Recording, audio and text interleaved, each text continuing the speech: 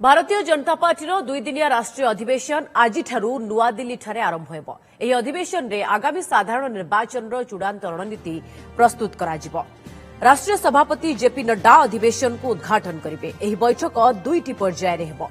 गोटे बैठक national convention नाम होउथिबा बेले अन्यटी नेशनल काउंसिल नाम हो। आज सकाळ 9टारे राष्ट्रीय पदाधिकारी बैठक बसिबो। एथिरे ओडिसार 4 जण भाग नेबे।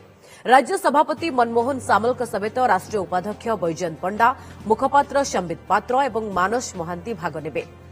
दिन 3टा परे नेशनल काउंसिल और कन्वेंशन चलिबो। एही बैठक रे ओडिसार 288 जण जोग देबे। आसंताकाली प्रधानमंत्री नरेंद्र मोदी राष्ट्रीय अधिवेशन समापन कार्यक्रम रे जोग देई समस्तंकु देबे निर्वाचन कर्णमंत्र। आम 288 जन दिल्ली जाऊँ नेशनल काउंसिल नेशनल कन्वेंशन खाली ऑफिस बेरो नेशनल ऑफिस मीटिंग सकाल आरंभ हो। 2 दिन ये मीटिंग आम अपहर दिन संध्यार सर।